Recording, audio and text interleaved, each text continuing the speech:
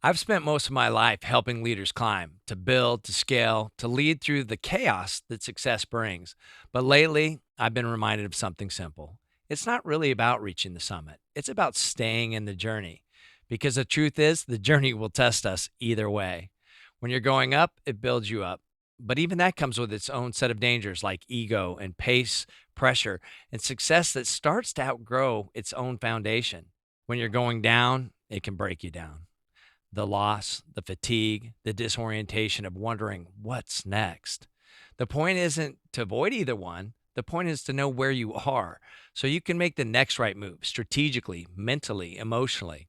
That's the real work of leadership, staying in the journey long enough to see clearly, lead wisely, and keep becoming who you were meant to be. This episode isn't about teaching you something new, it's about naming something real and equipping you with the tools and mindsets that help you predict and prepare, not just react and repair. My hope is that this conversation between Spencer and me reignites something in you, that fire to keep climbing, but this time with sharper tools, stronger conviction, and the frameworks that help you predict and prepare for what comes next. Let's climb. They call him the company whisperer. Kirk Dando. Kirk Dando. And Kirk Dando. Kirk Dando. Ladies and gentlemen, Kirk Dando.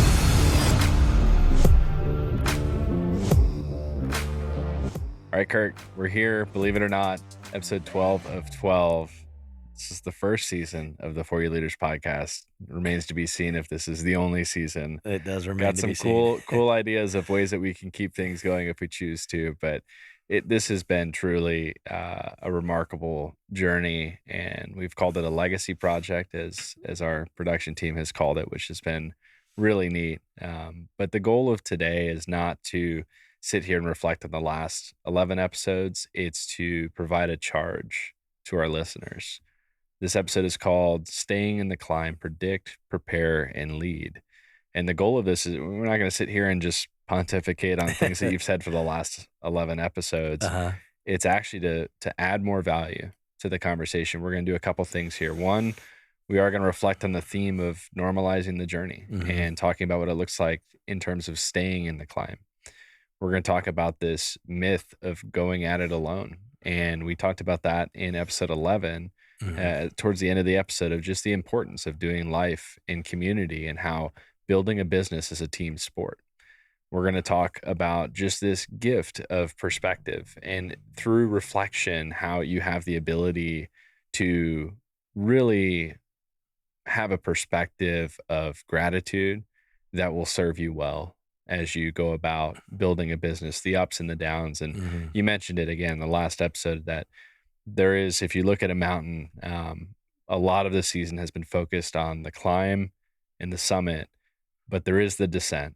And we're going to talk about that and what it looks like to stay in the climb. So before we get going, is there anything you kind of want to lead off with, your thoughts on this? Yeah, real quickly, it's a little bittersweet, because we've been doing this now for probably over 6 months, and we've been doing it, and I really appreciate you've given up weekends and nights. We're here on a Friday night again doing this, and I've gotten to grow closer to you and gotten insight into you that I didn't have or couldn't have had we not done this, and that's been a super blessing to me. And I've learned a lot. A lot of times we learn more by teaching, by coaching, by pouring into others. And so this has been a forcing function for that. So that's the sweet part of it. The bitter part of it is, all good things. And I'm not saying this is a good thing, but hopefully it is. But all things, come to an end. I tell my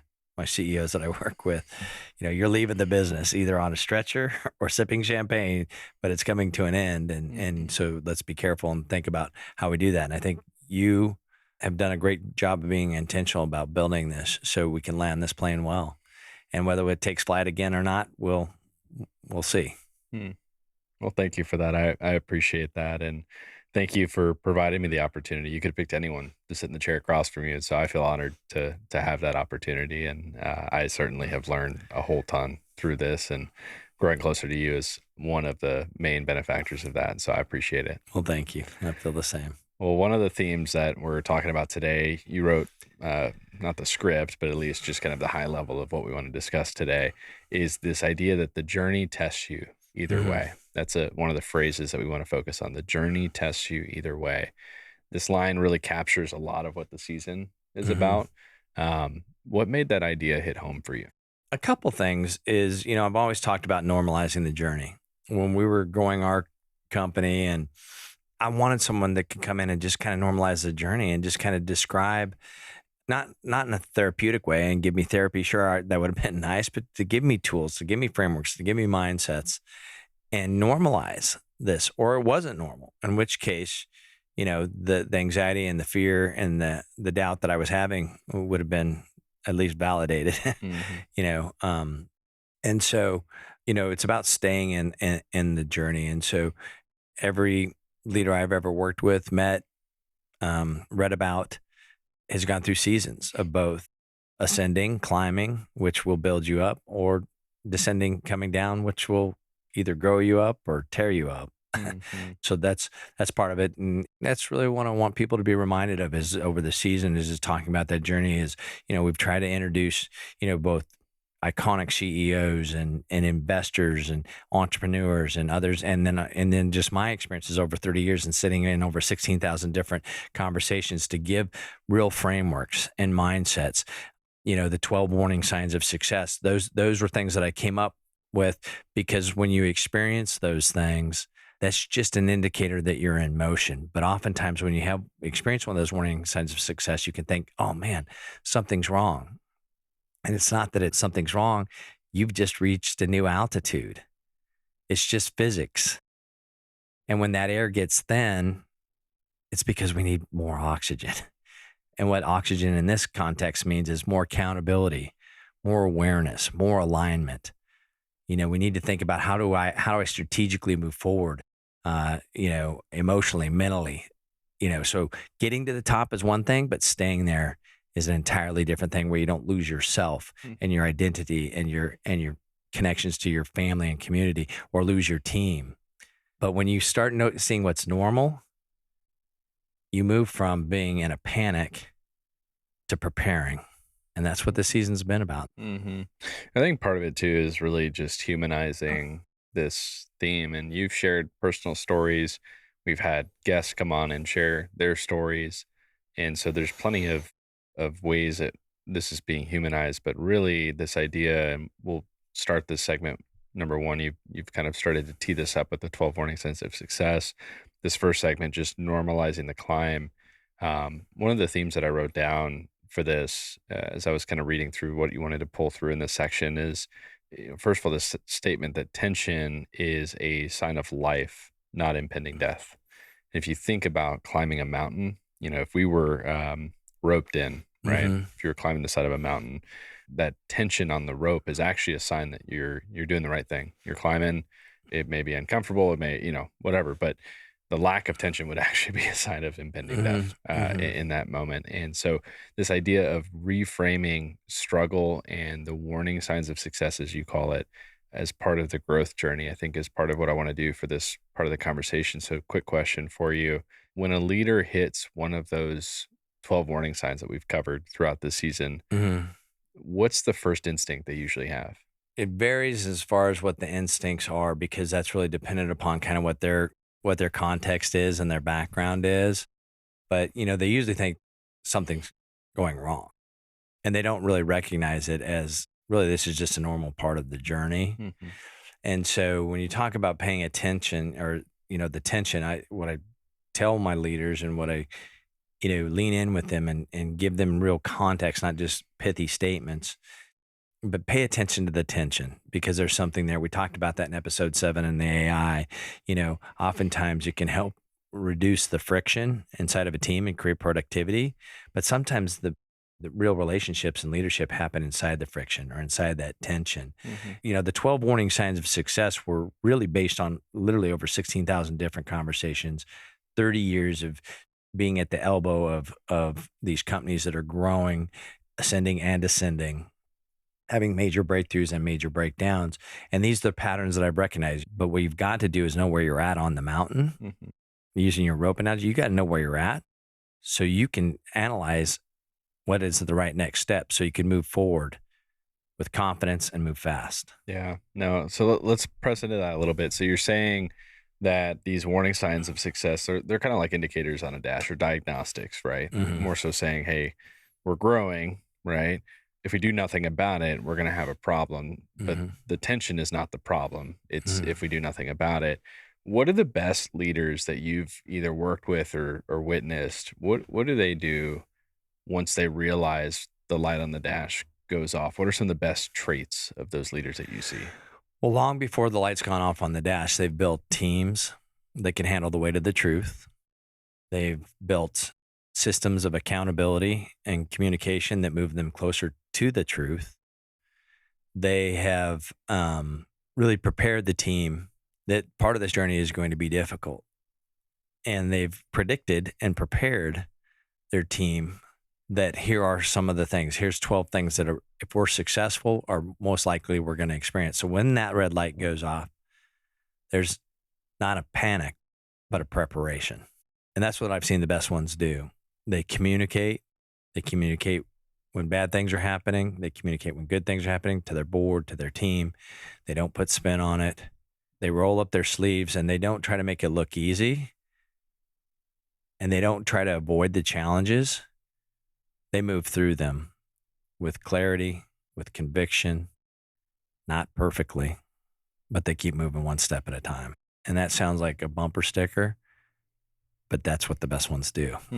No, and I think it's very real. You have pattern recognition of that. Were you going to say something? Well, I was going to say something, it's best leaders is a relative term. It's the leaders that I know everybody else is saying like, I want that. I want to be able to do. What are they doing differently? Like role models? Is that what you mean by that? Or yeah. It's just I mean, I think we define best as they've had a lot of success. They've achieved something that I would like to have achieved, and so like they're people that we kind of say, and that's really what this is meant to be, is kind of get under the hood and look and see what's in that engine, and it's like. Sometimes you open up a hood of a car and it looks real clean and nice, but sometimes it's like oil and there's leaves in there and it's just, and we're talking about the car that you open up and has oils and leaves and it just looks like a mess, but it's like, man, this thing is really performing. What are they doing different? Yeah. Well, to kind of flip that on its head a little bit. So that's what the best, and maybe your definition of best, it depends. And you just gave a flavor of what that can look like. On the other side of the coin, leaders that tend to kind of fall apart in the moments of tension and pressure, normalize that a little bit, things that you've learned from your own experience or things that you've seen and witnessed. What are some examples of traits and behaviors that tend to distract more than help leaders get closer to the truth? Lack of prioritization. They're a mile wide, 10 miles wide, and a half an inch deep. They're not very friendly with the truth. They have competing priorities. They don't understand how to really raise and deploy capital in a strategic way.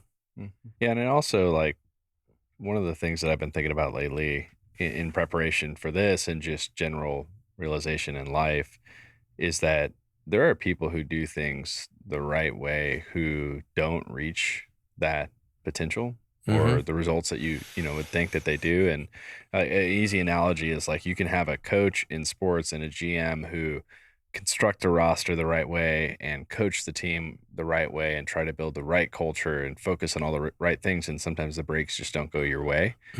How true is that in business? I'm kind of giving you the middle flavor here. So we talked about like the ones who have the best traits, the traits that will distract you. This is more about what you can't control, right? Whether you do things right or wrong, just kind of down the middle, things just kind of happen. Speak to that, normalize that a little bit about just the things that are outside of our control.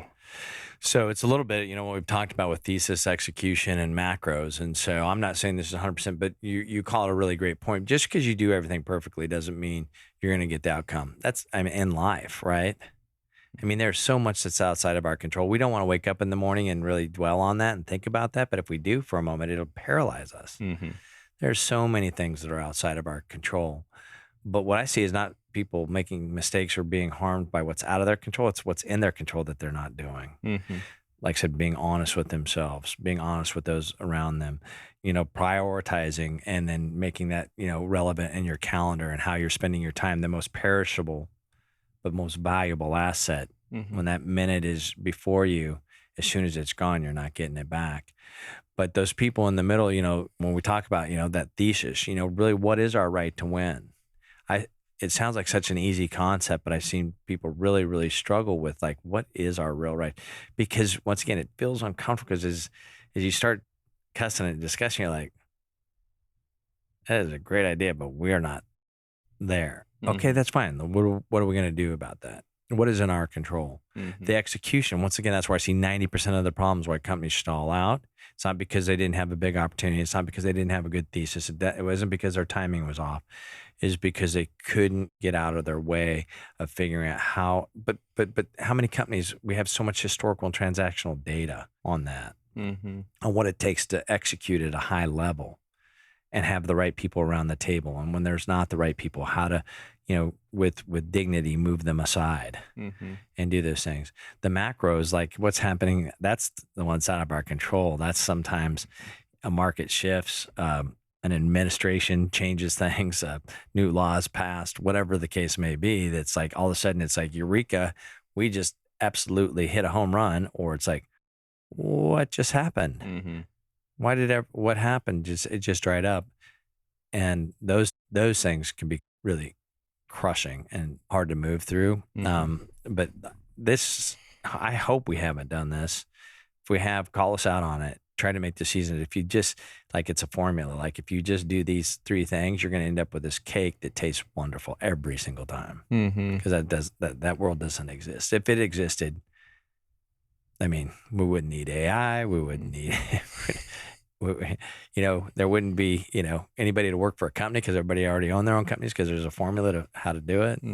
I mean, frameworks and mindsets are grounding, but they're not guaranteed.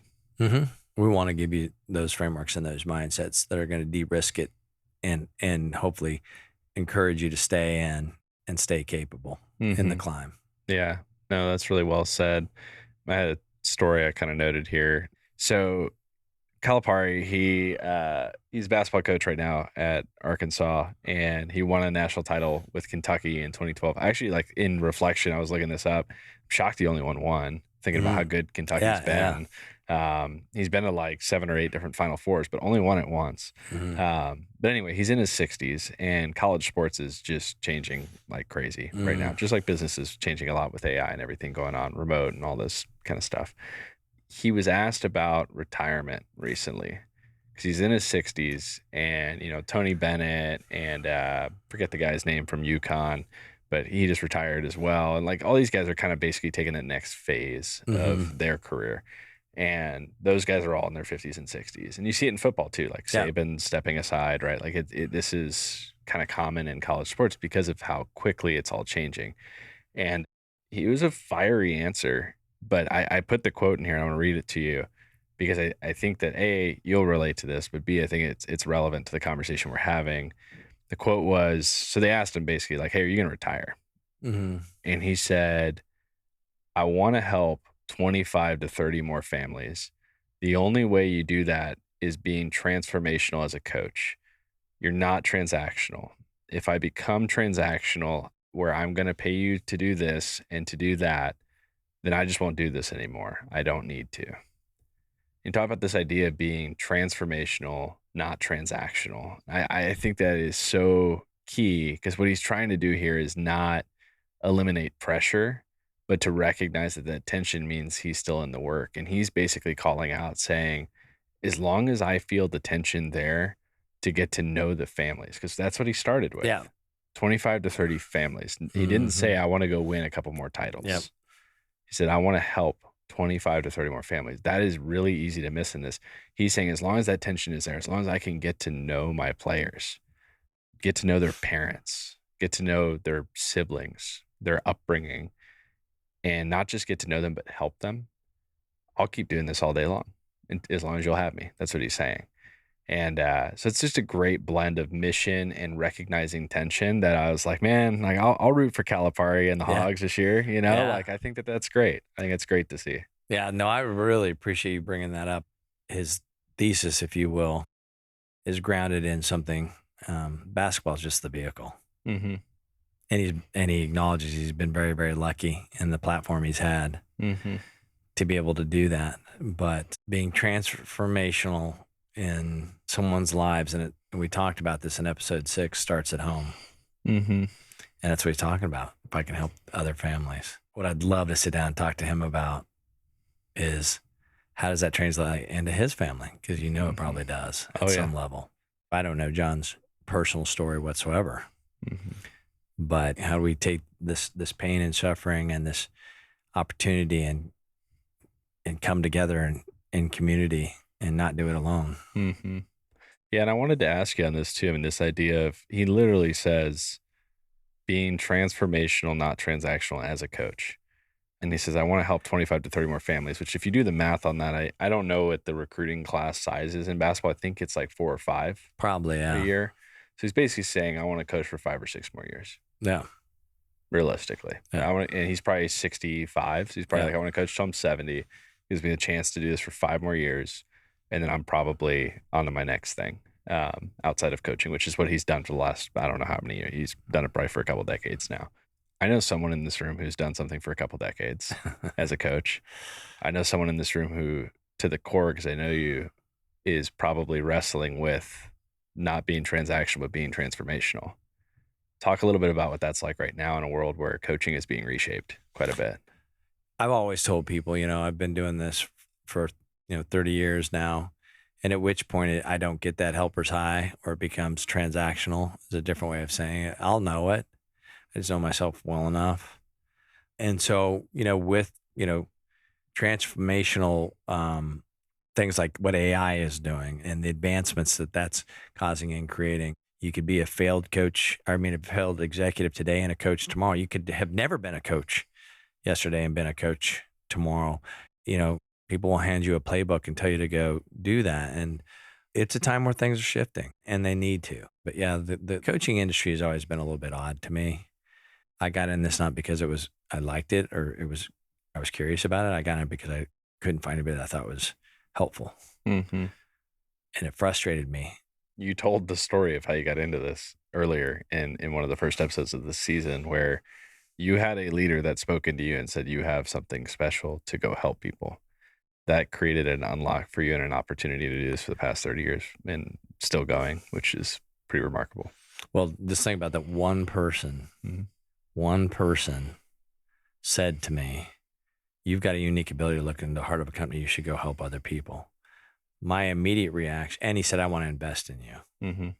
My immediate reaction was a little bit offended because I thought he was saying I should go be a business consultant, which I personally had not had a lot of great experiences with. I'm not saying that, but from my own. So I felt like maybe a little bit hurt. And then he said, I want to invest in you. And I was like, why would you want to invest in that? Like, you're not going to make any money. And he wrinkled his forehead and he looked at me and he goes, Kirk, I don't need to make any money. I believe in you. And that's where I remember I'm a for myself leader at that point. And he was a for you leader. He saw something in me. And by that one conversation, I've gone on to help over 16,000 different people, create over $80 billion in enterprise growth, over $17 billion in exits. And once again, I don't say that in a prideful way. I'm saying one conversation, one person that believed in me, one person that was for me did that. I know you're not saying it in a prideful way because it took me 3 years to get you to actually do the math. And then you gave me very conservative math. And I kept telling you should do the math.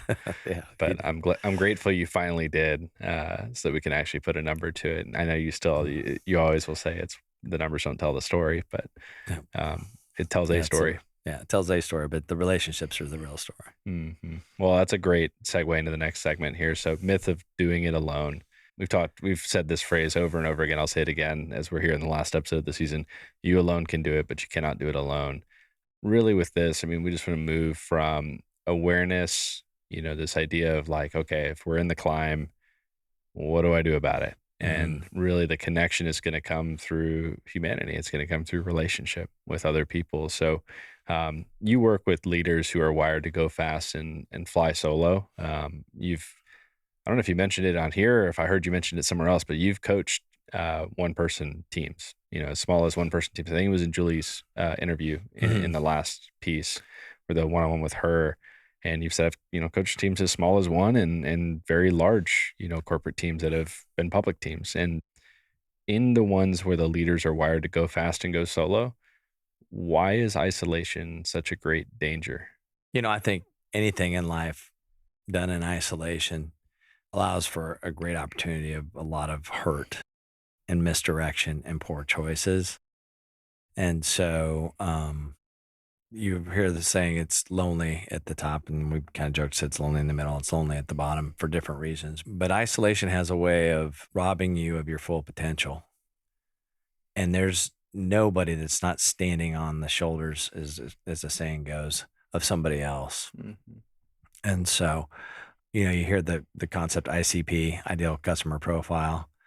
People always ask me I'll work with somebody, like I said, that just starting up, hasn't raised money, to somebody that's, multi-billion.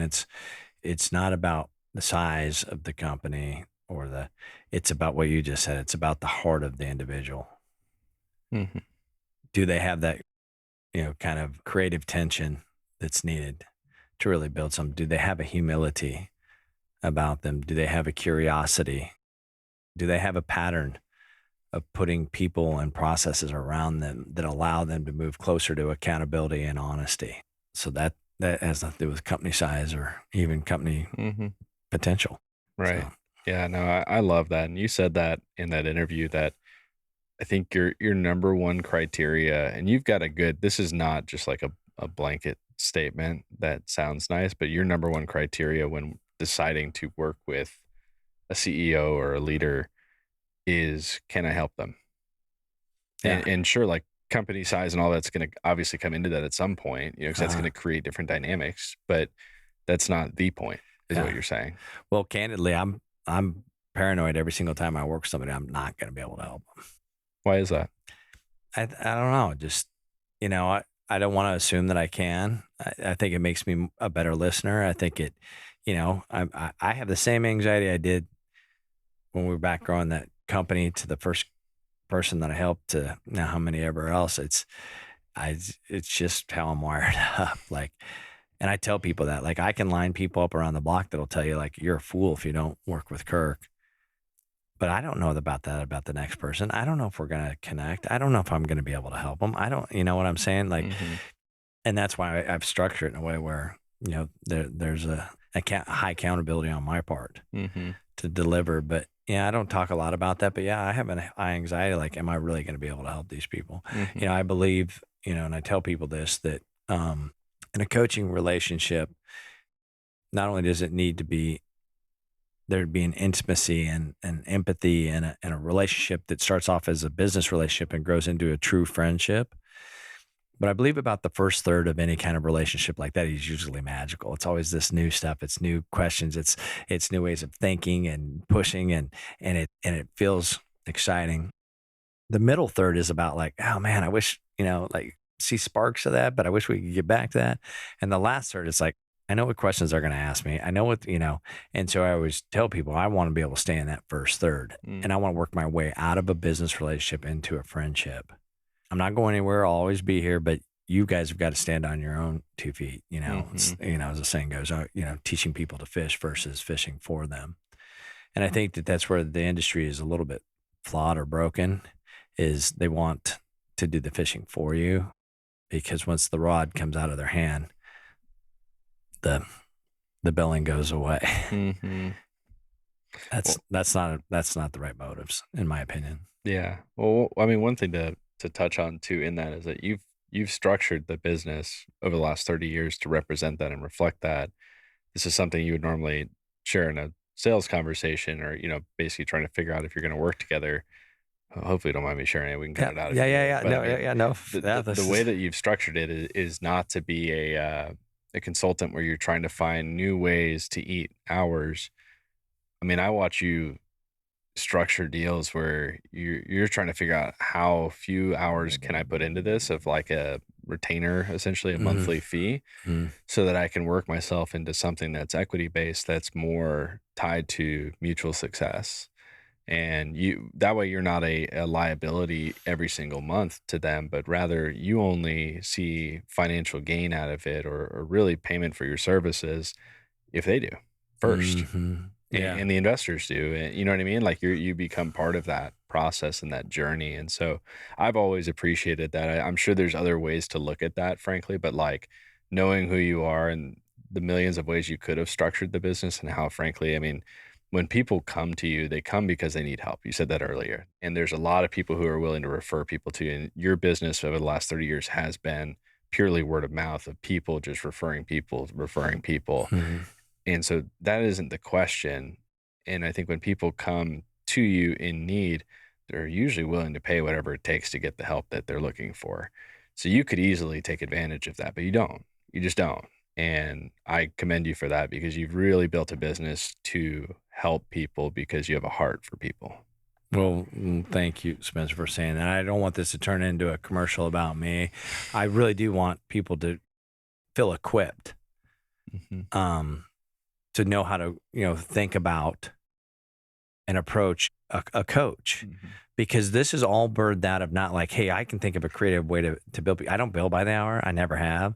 When I was on that side of the table and I was trying to get somebody to help me, I had, I don't know, hundreds, if not thousands of people pulling at me for different reasons. I didn't need one more thing to manage. I needed someone that was going to help me. I needed someone that would climb in the foxhole with me and like, listen to the bullets flying over my head and tell me it's going to be okay, and show me, not just, give me therapy, but give me real practical advice on how to advance to the next foxhole.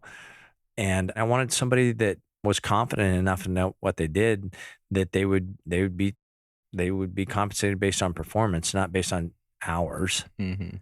not based on stuff they gave me Mhm. that maybe or maybe didn't have value. And I could never find somebody that I mean, this is literally where this is born out of is I had people that would come into my office and they were recommended from peers and people that I knew, like, and trusted. They had a great resume, had all kinds of brands, logos that they had worked with and had success stories around. And I would say to them, and I was young, and I would say, hey, if this doesn't work for whatever reason, because we're dysfunctional, we don't really implement what you're talking about, do I have to pay you?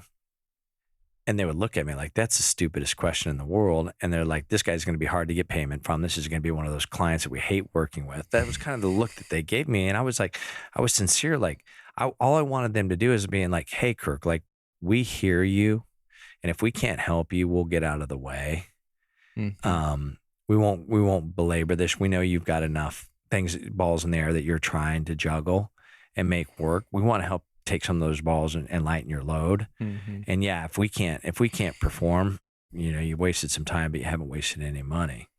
I never could find somebody to do that. I remember thinking like, if I ever did what you do, I would tell people like, I can either help you or I can't, because I've Mhm. walked that lonely journey. I don't need someone else making me think that they're going to help me and can't or Mhm. won't or don't know how. And so when I started this, that's what I told people. I said, hey, if I can't add value in this, don't pay me. It's not a sales pitch, I promise. I'm just telling you, like, either I'm a good enough listener and I'm actually going to be able to get this point where you have conviction, because information without implementation is useless. It doesn't matter if I give you the best strategy and the best know-how on operating rhythms and the best ways possible to prioritize and have it reflected in your calendar, or to put an offsite together that really gets the team aligned and energized and conviction and ready to go. If it doesn't get implemented, Mhm. none of that matters. And so part of my responsibility is just getting point to that where they're like, either we do this or we change our promises and our goals, the promises I made to myself and my family, the promise I made to my team, the promise I made to my investors, the promises I made to my customers. Either I need to change all that or I need to do these three or four things.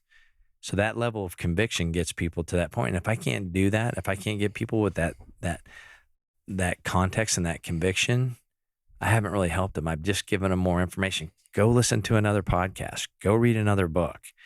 go find somebody else that can help you. Like, Mhm. don't do that. And so that's, it's so the equity piece that I grow myself into is not a neat way to, become wealthy, because it really doesn't. It doesn't. It's nice, and it's been valuable, but it's a way of saying, hey, I get how hard this is. Let me be tied to the same thing that you're tied to. Let's get in the same boat and row the same way. I don't want to be in a side boat that you're throwing cash over into. I want to be in the Mhm. same boat. If it's taking on water, I'll take it on with you. Yeah, rather than being, collecting your monthly wall, Yep. they're taking on water. Yep. Yeah, it's a great visualization. I've always just appreciated that structure. I know there's a lot of nuance to it, but And once again, this is how I structure it. Mhm. It's what's worked. It's born out of an experience that I had that I didn't appreciate. I'm not saying it's the right way or the way everyone else should do it. I'm just trying to explain, you know, as an executive that couldn't find that help, that Mhm. was young and naive. Maybe it was a bad idea for me to do this, but I've been doing it for 30 years. So it's, No, I think I mean, frankly, like it's a fair question that I think most people would be too afraid to ask. Like I hear you when you tell me that story, I'm like, wow, it took guts, and you probably didn't even think it did in the moment. But I mean, to really, I mean, that is their business model, which should probably seem foreign to them that you were even asking the question. here's what was funny to me is we were growing our business. If we had a customer that was really unhappy, unless they had done something, but 99% of the time we gave them their money back anyways if we were doing something. And I always thought, like, if someone's really going to be unhappy and you aren't serving them, you're probably going to do something to make it right. Hopefully you are. Mhm. And so I was like, that to me sounds like being accountable. So why don't I just pull that forward and say, like, hey, like, if there is some value, I'm not tempting people. I'm not like saying, I dare you to not find value. That's not what I'm saying. It's just a level of accountability. It's like, and when I said I feel a little bit paranoid every time I'm starting something, maybe that plays a little piece in the back of my mind is like, I need to deliver here. I Mhm. can't just go through the motions. I've been doing this for 30 years.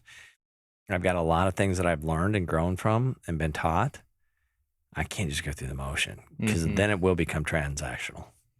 Well, and really, what that does is it sets you up to go back to the heart of this segment, which is the myth of doing it alone. I mean, you are entering into a partnership to be committed to success together. And that means not just, I show up at the quarterly offsite board meeting, whatever, and play peacemaker or, silent listener or driver of the meeting.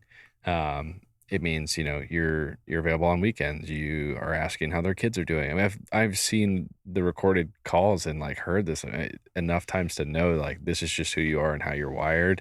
It's just a good way of pushing people into what matters most, just to kind of like zoom out here for a Mhm. second, which is being in relationship with one another and doing Mhm. life together, building business as a team sport. Yeah, yeah. Well, it's what matters to me, and it's what, as we've heard the other guests that have been on this. It's real. It's where the real reward is. Hmm. Well, one quick question on that, and then we'll go last segment here. If there's a founder that's listening to this right now, and we talked about the idea of kind of making this um, ascent, and we've talked about being in rare air and the concept of being low on oxygen. If a founder's listening to this right now and they're low on oxygen, they feel depleted, where should they start looking to refill? And that's a big question, right? Because you got to kind of get into the nuance of why are they feeling that rare air, and feeling depleted. I think it's step back and answer that question, and hopefully, if you have some people around you that you can roll up your sleeves with, family members, business mentors, or whatever, that can kind of understand what is it that has got you kind of wrapped around the axle. I would say take 10 steps back. And I had a mentor tell me this, and I'm sure people have heard this. It's never as good as it seems, and it's never as bad as it seems. Mm-hmm. It's really good advice. And take back and get perspective, get that awareness. The longer you're in the journey and you stay in the journey, the more you learn about not just your business, but yourself. Mm-hmm. And so, it may be a counselor that you need to go and unpack things with. It may be a board member that you need to go and have an honest conversation with. It may be an apology that you need to hand out. It may be asking for forgiveness from a team where you showed up and and came over the top and shouldn't have. Once again, it could be anything, but move close to the truth. Don't be afraid of it. It truly will set you free. At first, it might just piss you off, but eventually it will set you free. And so however you can get closer to the truth, and it's usually in community, I would do that. Another layer I'd add to that of you gave a couple really good places to turn or just kind of like to poke and prod and people listening. Hopefully, if one of those stuck, then great. If not, maybe this next one will. What's it look like at home? We've talked about leadership at home. Maybe things are going really well at work and not so much at home. Yeah. Is that what's getting you wrapped around the axle? Yeah. I spend a lot of time talking about what's going on at home. That's amazing to me. A lot of your coaching is, and I don't know the details of that, but just a lot of the coaching is because you get to know these people and you become more of a life coach than a leadership coach. Well, let's pivot here to the third segment. I appreciate you sharing that. I want to talk a little bit about just staying in the climb and the gift of perspective and just really focusing on two things here. This idea of having rhythm just built in. And so we'll talk about that. And then this reflection component, rhythm and reflection. That's where we want to land this season here. So the purpose of this now is to shift from, mindsets and mechanics, and we've given all sorts of frameworks to just really normalizing this and making this real for the leaders. You've said that the best leaders don't just react, they predict and prepare. I've also heard you say they predict and prepare instead of react and repair. That's something I think that we cut for a transition that became one of the staple statements this season, which is really cool. What's it look like when things just feel real messy? Well, what it feels like is mess. That was a layup, right? Exactly. He just threw me a big old softball. Yeah. I don't want to belabor this too much, but I think if you go back and listen to, the full episodes I did with Doug Song and Brett Hurt and Greg Kaplan, Mitchell Green, Julie Maples, and in addition to the other things, this rhythm, what is this operating rhythm? What is it? What are the things that we do to create greater accountability, more clean and clear communication, keep us grounded in honesty? We talked about the growth playbook. We've talked about, having a structure like an OKR structure, or having, different things that create these rhythms like water over a rock. But these rhythms where the most effective executives, how they start their week, how they close out their week, how they approach when if they're not working inside the home, which we know a lot of people are now. But even then, there used to be a time frame when you would go from the office to home, you at least had a transition period where you were in the car. For some people, that transition period is from the time you open the door to your office to walk into the hallway to, and I get that. And there the family is. And so that's your transition period. But even what do I do to hit pause before I grab that doorknob and open it? Those are rhythms that create that communication, that create that accountability, that ground you in that honesty. And, I just would encourage people that are listening to this to think about what are the rhythms. And if it's messy, that's a rhythm. It's a habit. You're not a victim. It's a habit. It's a rhythm that you've adopted. Maybe I'm always 10 minutes late to something. Well, what is that about? Grow up, be on time. I have too many priorities. I can't do it all. That's a choice. That's a real. rhythm. Yeah. Man, I have such a bad habit of being late to things. I'm thinking of Richard, my mentor, and we have Friday get together, and normally it's 7, and I finally got to the point of just saying 7:15 because I kept showing up late. And then I recently started texting, it was like 7:20-ish. And, somehow whatever the time is, I still end up being 5 minutes late to that. And I always am like, dude, I'm so sorry. But it's me oversubscribing and trying to, I'm trying to go get, it's all things. It's like one more email or. No, yeah. I mean, usually it's like, I'll heat the breakfast up for the kids, and I'm trying to make life easier at home so I can go do that. And then I'm like, man, I just need to say what I'm going to do and do what I'm going to say. Yeah. you Yeah. know? Yeah. And it's, so maybe I give you some. I know, right when you said it, the one example you picked, I was like, oh, and today is Friday too, so Yeah. it's pretty funny. But Yeah. No, but it is. yeah. But it's just it's these little things. It's like, it's these rhythms, Yeah. and it's not being legalistic about it. It's not being so dramatic about it that you become a robot, but it is pick the things that matter and create the rhythms around them. And if you're going to be an executive in a business and people are relying on you to make wise choices on their behalf so they can keep making their mortgage and their car payment and saving for their kids' college, statistically, you are going to do better if you have rhythms that are like water over a rock, like the Go Playbook, the OKRs, and that's what I'm talking about. Yeah, and one of the things I think it makes this really hard, specifically for who we're talking to, entrepreneurs, founders, CEOs, mainly the builders out there. I think this is hard. Go back to what Doug's song said about creative impatience. Rhythms require you to make life really simple. Yep. It's not about mastering some framework and like being super creative about it. It's about like figuring out the framework that works for you and doing it over and over and over again where it's monotonous. And that's where the success comes from, is that it's actually the simplicity that gets you there. Yeah. You have, like, for me, like my routines where I operate well is getting up, at 4:30 and being at the gym at 5. And I've got 2 guys I go work out with that, we have accountability for. Getting home, reading, preparing for the day, taking care of the home, and then getting the kids ready for school and starting the day. When I don't do that, I'm out of that rhythm. Yeah. It's everything's whack for the day. You know what I mean? It just throws everything off. It's amazing. But it's not that I'm doing something that's like superhuman, and it's not that I'm doing something that's like super creative. The real value of that is when I just do it repetitively. Yeah. Yeah. And if for some reason this is the first episode that somebody's listened to, go back and listen to 9, 10, and 11, where people that are iconic CEOs, investors, and friends that are playing on a global level, listen to the simplicity and what they do to get them there. Well, each of their frameworks, like they have a guiding framework that's really simple and really clear. Yeah. No matter what your understanding of capital financing, and I mean, it's just clear. You know what I mean? And unwavering. That's a great call out. One of the stories I wanted to tie to this, I didn't tell you I was going to say this, but the second I start talking about it, you'll know exactly what I'm talking about. So there's a football program made an unprecedented run in 2022.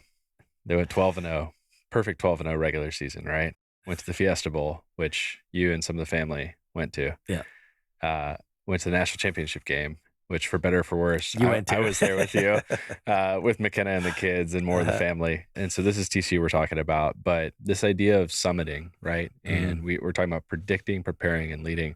We know a lot of TCU people, so hopefully this doesn't rub people the wrong way, but just to speak this out, TCU that season, so 2022, they made one of the most unprecedented runs in history of college football, where no one expected. I mean, they were not supposed to be good, let alone the Big 12 champion, whoever it was, didn't really matter who it was also not supposed to make it that far either. And so the fact that we were in LA, singing the national anthem, staring at the Georgia Bulldogs, who demolished us. Yeah, Bulldogs. Yeah. But the fact that we were even in the building was unprecedented. Yeah. And what we've had I don't want to say luxury, we've had the experience of watching since then. The learning from that has been, they never predicted they would have actually gotten there. Yep. They weren't prepared. Completely unprepared. Not just for the game, but for what came after it. That's my point, is they have spent the last 3-4 seasons trying to figure out how to lead because they were not prepared, and they never predicted that they would actually be in that position. And so coming out of it, one of the most unprecedented things that I don't think had ever happened was a team that played in the national title game went 5-7 and missed a bowl game the next season with largely the same, administration. I mean, the coach, everything was, it's not like the coach like got hired away. The program was the same program. Some of the players changed, for sure. I mean, theoretically, you would say you could probably attract some of the best players at that point, right? Exactly. I mean, the millions and millions and tens of millions of dollars that were attracted to that program through free advertising, just what was happening, you would think that's a layup, right? I mean, It's like now, like we did this with players that had a chip on their shoulder. Now we're going to be able to get all the 5-star and everything else like that. I mean, Coach Dykes, he went on to say that one of the more mechanical ways that they fell behind was in recruiting. And he said, we had never thought about the possibility of how short the recruiting window became because we were so dedicated. Because we're still playing in January. Yeah. He was like, we always just assumed we'd be on the road. Yeah. Recruiting by then. So like he said, when the time came, then we thought, okay, well, we're playing the national title. So I guess everyone just calls you and wants to come to your school at that point. And when they realized that wasn't the case, that everyone was kind of like the jury's still out on TCU. Yeah. They realized, oh, not only do we have our work cut out for us, but we're also way behind. Yeah. And everyone else has been in these homes for it. Yeah. They spent the whole year paying for it. Teams like Georgia and those teams that had kind of been there and done that already had people out recruiting, and they're playing in national, but they're also taking care of business over here. Yep. And it's insanely hard too, to like what Saban did for the years that he was at Alabama. I mean, that is insanely hard to do, but this is such a great example, a painful example, like bittersweet example. It was really 2022 was an incredible run, an incredible year. And I always get asked that, people ask like, do you love to win or hate to lose? And was it worth it? 2022, was it worth it to go to the Natty only to get blown out, to have the year that you had, or would you have rather had a mediocre year? And I'm like, I don't know. It depends the day. It really depends the day. But it's a great example of what happens when success outpaces structure. And that's where I wanted to land the plane on that point, is that, they were fortunate enough to really climb and ascend to a summit that they were not prepared for. They ignored all the warning signs of success in the way. We've gotten the ability to post-mortem that season. Every analyst, every TCU fan that you talk to, every person in the program looks back at the film of those games and how those one-score games got decided. They're like, there's no reason we should have been 8-4. You know what I mean? We should have been close to the national championship game. It's unbelievable that we even got there. But the point is that, when growth outpaces that rhythm to sustain it, you'll lose your footing. And to give you a visual, it's like climbing a mountain. If you all of a sudden start trying to scale the mountain quick, you're either going to lose that energy or you're going to slip. It's a great analogy, and I appreciate you bringing that up. It's easier to get on top than it is to stay on top. Yeah. Well, let's talk about the second part of this last segment here. So the gift of perspective. So we talked about rhythms, let's talk about reflection, and then let's close out the season. So the longer you stay in the journey, the more you're going to see. You've talked a lot about that, and you've had the ability to see things over the last 30 years. I know specifically for you, one of the things in reflection that's really important is gratitude, and that came from your mom.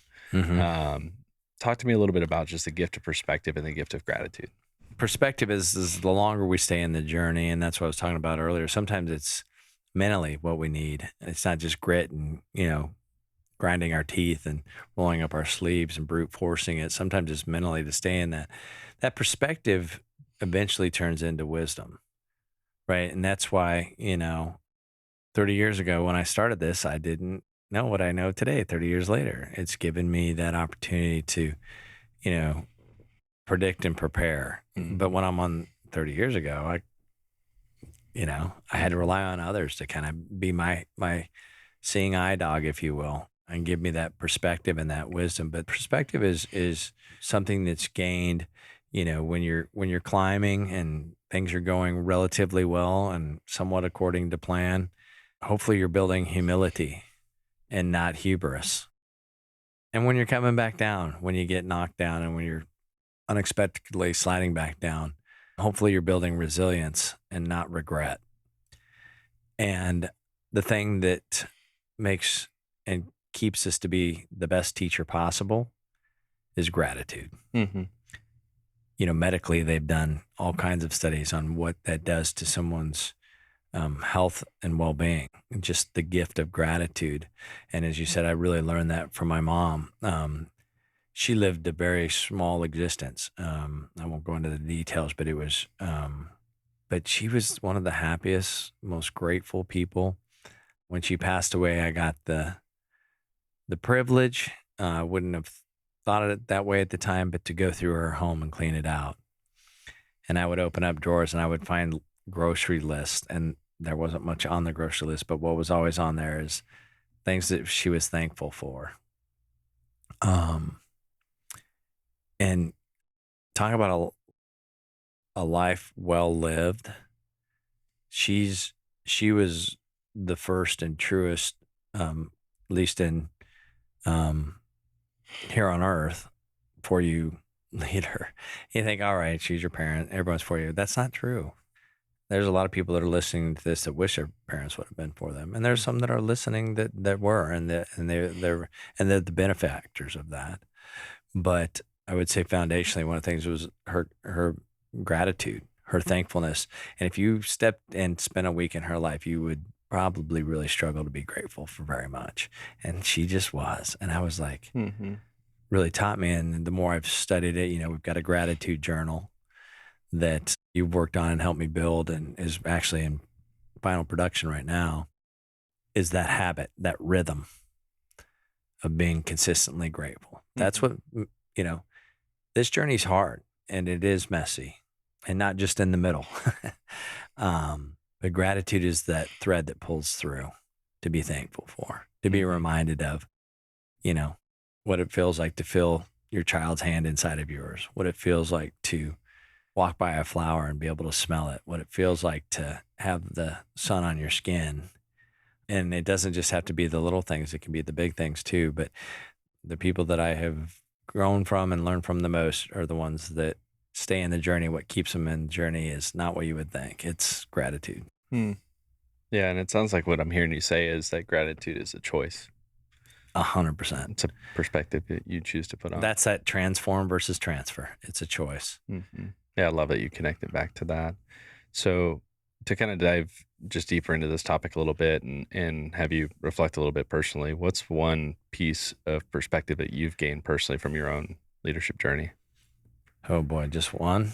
You can do more than one. I just figured I'd only ask you to give one. Well, just because it's the one I picked doesn't mean it's the most meaningful, because I didn't know you were going to ask that question. Yeah, you didn't know any of my questions for this one. I think the perspective that I've learned, and this is convenient because it's a tagline that we have kind of used in this season, but you alone can do it, but you can't do it alone. And I've always, been somebody that I felt like, that what I thought was self-sufficiency equaled success was a sweet little lie that I was selling myself. And so a perspective that I've learned is that not only do I need other people, it's more fun, a lot more fun. And I wish I would have figured that out earlier in my career. I mean, I've always had lots of friends and, connected with people and really enjoyed that. But there was some ego, some pride personally, that if I could do this alone, that I didn't have to have anybody else. And I learned that not only is that a sweet little lie, it's a big fat lie, but it's not as fun. So that's one piece of perspective. Does that answer your question? It does. Okay. Yeah, it does. I'm going to build on that. You started to tie into the season. You almost took my next question, but you didn't totally. If this whole season had just one takeaway from it, what would you hope leaders would take away from this? I really hope that they would take away that you and I care a lot about this, about helping others, about being for our listeners, for them. And what I would hope they would take away is that it's not about making the climb easy. It's not about getting to the top. I hope they would take away a renewed energy about staying in the climb. I hope that they would take away that they would feel encouraged, that this wasn't just therapy, that we gave them tools and frameworks for them to scale and to grow, and that real perspective and real awareness happens in the journey. And don't become discouraged by it, become encouraged by it, become determined by it. Sometimes when you get knocked down, hopefully one of these episodes that they go back and listen to is like, that's right. And it gets you back in the climb. I hope that's what people would take away from this is, not just the frameworks and the mindsets, but the encouragement that's needed to do this, to grow something, whether you're doing it through other people's money or you're doing it through, your own wallet. That's what I would hope. How about you? What do you hope they would take away? Man, I didn't know you were going to ask me. I was already getting ready for my next question. One that we care, and I would just add to that, first of all, you're working on a crazy amount of stuff, not just here. I mean, you're also full-time Bubba and all sorts of other, responsibilities outside of just the work that you do with your CEOs and in here in recording. And then obviously I've got my full-time work, and I've got a family now of a fourth one on the way. Yeah. I know we did a previous podcast. We realized, I think it was a family episode, and we were all sitting together in Barton Creek. I was like, oh, he said 3. And then after we recorded, we learned we have 4. 4, yep. So, Yep. Another one on the way. So welcoming a 4th in April. Yeah. And so kind of having a family of 6. And so between that and working in a startup that's hustling and bustling and then doing this, we've been doing this truly. I mean, you and I meet Monday nights really late. We record these on Friday nights and weekends. I mean, this is outside of working hours. Yes. And we're also pushing into the late hours on other things that we're doing. Yep. And so we do it because we care Mm-hmm. at the end of the day. And I'm not saying that to prop either of us up. I'm saying it like truly, we do this because we care, and it's not about the numbers, and this is not monetized in any fashion. So there's that too. Yeah. I mean, this is truly a legacy project for you, and hopefully helpful for listeners. So my hope would be, I mean, first of all, I want to pull that thread through just a little bit more than you did. And then the other side of that coin is just that they would learn to do something with that. It wouldn't be that we just help people. That ripple effect, like I just think it's so contagious. Like hearing what Brett said about, 70 plus companies coming out of Bizarre Voice, right? I really hope it doesn't stop with one person. That it would really hurt my heart if someone listened to this and said, "Man, you guys are so fun to listen to." If it stopped there, like it genuinely, I'd be like, that was so not worth it. Yeah, I agree. That's well we're said. just not wired that way. Frankly, I don't care. Like that doesn't really float my boat. Like I would rather know that someone learned something and took it back to their business and then went and impacted 5 more people. Like that would float my boat. Yeah. You know That's what I so mean? true. I know how people listen, and that does happen, and we're never made aware of that. But boy, if that's happening, we'd sure like to hear it. I mean, just once again, we need encouragement too. You do, I do. Yeah, we're all humans. We're all in this. Yeah. So anything else, sir? Because I have a couple things. I do, but you go ahead. It's you and I are here, recording this, but we're not alone. We've got Josh here. I don't know if people could hear you, but if you could give a little commercial on what you do, I can come back to you here in a minute. The other one is Stacy, who has helped us tremendously. Your media, YOOR media. Yeah. Stacy and her team have done a remarkable job with the production. You can talk a little bit more about that. You've communicated with her tremendously, but it goes far beyond just pulling this stuff together and being creative. And so we could not have done that. Not even. Yeah, I mean, Stacy's team has been incredible, and just to also give a shout out on that. A lot of that started from Tony Capasso. Yep, for sure. Well, not a lot of it, 100% of it. I mean, it was you sitting in Austin with him doing the podcast, realizing, holy cow, this is possible. Yeah. And I know he's a good friend of yours and a great leader as well. He's a good CEO. He's a newly minted CEO, and he's very, very talented. And so that's a person to give a shout out to, because without that, we wouldn't have met Stacy and probably wouldn't be sitting here. And I know that the ripple effect of Stacy's work is continuing into your network, which is fantastic to see. I know. So. Yep, for sure. Josh, you able to give a 2-minute commercial on what you do? Well, I'll say, my wife and I run our own business, so I will say, just for people who are at least were trepidatious or not even having this on their radar, these have been very helpful for me, realizing there's a lot of pitfalls that my wife and I just naturally have gone into, just because you're only making this journey once or twice, or especially this is our first time kind of really making this kind of investment into ourselves. So this was very much really helpful in that sense. And you'll probably see me in the back here. I'm just trying to make sure I'm doing everything, and then writing notes is all right, remember this, remember that, remember that. And I'll probably be watching the videos afterwards, on loop. So you're welcome if you see wow, there's 30,000 views on this. There 29,000 are probably me. That's awesome. But as far as to slightly plug myself for the last 30 seconds, my wife and I run a film lab in Fort Worth. We're very big on being intentionally creative. And that's kind of what the medium of analog film has really helped us with, and we want to be able to share that with everyone else as well. But we also run video, so we help. That's why I'm kind of behind the cameras here. I'm also have a face for behind the camera, but we'll not talk about that.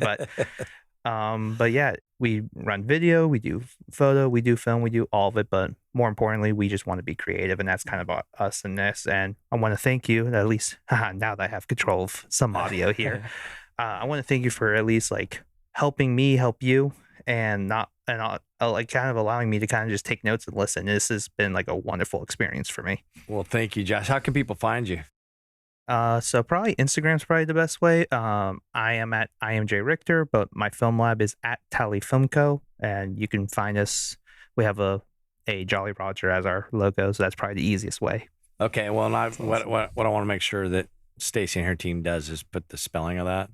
Yeah. So people can see that. Josh has been behind the scenes on every single one of these. We have requested him because not because he's familiar with us and he encourages us behind the scenes, but because he's a true talent, his attention to detail, his creative ability, and he's given up his nights and weekends to be here with us. And that's once again, this doesn't happen. We are the only one up here recording at the weird hours of days and nights for sure. It's approaching 11 o'clock on a Friday night. So go ahead. Sorry, I wanted to make sure. No, it's a great call out. That's the small part of our community, but another one that I want to call it one more real quick. Yeah. Somebody that has been with me almost from the beginning is Karen Wolf, who is my controller and is a dear friend now. I wouldn't even be. I'd have to shut the business down if she decided to not work with me anymore. So she's that valuable. Not from a work perspective, but from a friend perspective. Because I'm not the easiest person because I'm all over the place, and she's been tolerant of that. Karen's awesome. Very grateful for the broader team. I'm so glad that you're calling each person out by name. It really wouldn't be possible without everybody. Stacy, Karen, Josh. I mean, seriously, the setups, everything that goes into this. Yeah, no, exactly. Travis, that ripples Trevor. into all of the, McKenna put the kids to bed tonight, right? She's pregnant and we've got 3 kids at home. So it's just, it never ends, frankly. And it's never easy to do this, but we hope that this is helpful. Really one of the core things to ground this is just staying in the climb. It's not about perfection. It's about preparation, perspective, and leadership. And we pray that, there's been things in this that have helped leaders grow and really realize the value of this is done in community with one another. I have one more thing for you. Okay. So this has been a wonderful experience with you. I've really enjoyed this. I kept a little secret from you. So we had a call in from the season. I have a recording from someone and I wanted to play it for you here. Just a fan sent a message in. Okay. I know there's a setup because I don't have any fans. No, you have. I mean, I honestly, I sat on this and was like, I have to share this. Okay. It's that good. Is that okay? Yeah, please. Yeah. Oh, no, okay. I'm totally, yeah. All right. Here, let me get my volume up. It's about 2 minutes long. Is that okay? Yeah. All right. What do you and Bubba like to do together? Go fishing. I like to go, places with Bubba. And I also like to catch big fish like I did last time I was there. Go play at the park and go to the pool. What do you guys love most about Bubba? I love that he cares about me and that he loves my pictures. I'm going in the car. Going in the car, his race car. How does Bubba like to help other people? Like when he sees somebody in need, he goes to help them. Oh, yeah. That's really good. And when they get a car crash. A car crash? Yeah. Oh, like if a car crash happened, he would help people? Yeah. Help cure Heavy things. Uh-huh. What does Bubba teach you about being kind? He teach me, do the Holy Spirit and trust God. How do you feel when you see Bubba? It feels like I'm in a hot chocolate. It feels like I'm like in a cup of chocolate because he's nice. I feel like I'm happy. Yes, what else? What do you think is like most important to Bubba? That he wants to protect me. We love you, Baba. Oh yes, we do. When you're not with us, we're blue. Oh, Baba, we love you. We love you. God bless you. Bless you. That's what he always says at the end of the prayer. That's so awesome. Thank you very much. I know you mentioned we brought the family on, and for those who don't know, that is we couldn't get Teague in that, our 2-year-old, but we had Briggs, me and McKenna's 6-year-old, Haven, our 4-year-old, and then Shepherd, Lauren, and Travis's 3-year-old. So we brought them in and got some clips stitched together of them because we had mentioned we wanted them in the family episode. We didn't know how to totally do that. So got some audio pulled together there for you from 3 of your biggest fans. Thank you. Oh, my word. Yeah, I'm their biggest fan. That's for sure. And Teague, he is a bundle of joy, and I'm excited to meet this 4th one. It's a real big blessing. So thank you. That was really cool. Yeah. I'll text that to you. I was thinking about that before we started recording. I was like, I really wanted to get the kids on here somehow, but there's obviously we're not bringing them over here. Not at 11 o'clock at night on a Friday. We're not. Yeah. And I was thinking, oh man, how are we going to do this? So that was awesome. I had the thought, and I was like, well, based on the timing, I'm going to record something. But thank you. I really, I include that specifically. I'm putting this in the cut that goes public because you're leaving a legacy. When you predict, prepare, and lead, you leave a legacy, and you've definitely left your mark. I mean, we've talked at length in this season about the different people, the 16,000 people, the numbers and all of that, and the relationships that go with it. But what people don't get to see is how hard you work and how involved you are and how grateful you are for the time that you spend with not just the next generation, which is, me and your daughters and Travis and Trevor and so on. They got a glimpse of that in the family episode, but the generation after that, right? And so on and so on. And so as we talk about the ripple effect, you asked what would be meaningful. You are paying it forward with a ripple effect personally into our families that will well outlive you. And so for that, I'm grateful for your leadership. Well, thank you. Thank you very much, Spencer. I don't really have words to describe it. It's a little overwhelming. So thank you. You guys and those kids. I saw someone put up a meme somewhere or something, but it said, if you want to lead well, go home. And I'm grateful for this season doing this with you.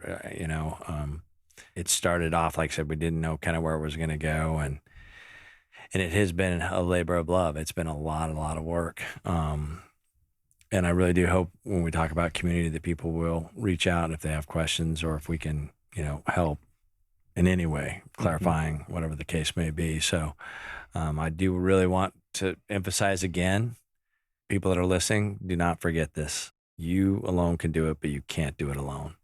And you and I are really grateful that people have trusted us, that have listened to this in their climb.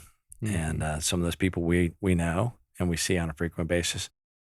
And there's people that we don't know or we may never meet, but we are connected and we're grateful for that. So thank you for taking the time to listen to this episode and hopefully other episodes from the season. Absolutely. Best place to find you, kirkdando.com. Connect on LinkedIn, comment on any of the videos, podcasts, if you're watching Spotify, Apple, wherever, YouTube, be in touch. And Kirk, thank you so much for a great season. Josh, been awesome, man. Everything you've done has been fantastic. And to all of our listeners, thanks for being along for the journey and keep climbing. Keep climbing. Let's climb. Let's climb. When Spencer and I started this season of the 4U Leaders podcast, the goal wasn't to make another leadership show. It was to take the conversations that usually happen behind closed doors, in boardrooms, in one-on-ones, in coaching sessions, and make them real, make them raw, and make them useful to you. To give you a set of tools and frameworks and perspectives that the best leaders I've been fortunate enough to work with deploy over and over again in good markets and in bad markets. Because leadership isn't about theory, it's about practice. It's about being able to predict and prepare and not getting stuck in the cycle of reacting and repairing. It's about building something that lasts, a business, a culture, really a life that can handle the weight of success. We didn't do this season just to say, hey, what you're feeling is normal or some kind of therapy. We did it so we could better equip you to lead through it with clarity and courage and real conviction. And yes, use every tool available that you have, experience, mentors, technology, even AI as a thought partner. But don't forget, real wisdom still comes from doing the work, leading the people, and staying in the journey long enough to learn what the data cannot tell you. Because the journey is the point, but it's also the process. Going up builds you up. Going down can tear you down. But staying aware strategically, mentally, and emotionally, that's what sets apart the leaders who not only reach the top, but more importantly, stay there. So keep climbing, keep predicting, keep preparing. Because leadership isn't about avoiding the storm. It's about becoming the kind of leader who can walk through it. Remember, you alone can do it, but you can't do it alone. Thank you for trusting Spencer and me to be part of your journey. Until next time, stay in the journey. Let's climb. Thank you for tuning in to the For You Leaders podcast with Kirk Dando. If this episode helped you think more clearly or act more decisively, that's good. But the journey doesn't stop there. Subscribe for more content on Apple, Spotify, or YouTube, or go to Kirk's website at kirkdando.com to inquire about coaching opportunities. Now think of a friend, family member, or business leader in your life. How could you help normalize their journey today? Share this podcast with them. We hope that this sparks meaningful conversations in your life and that it enables you to become the leader that you aspire to be.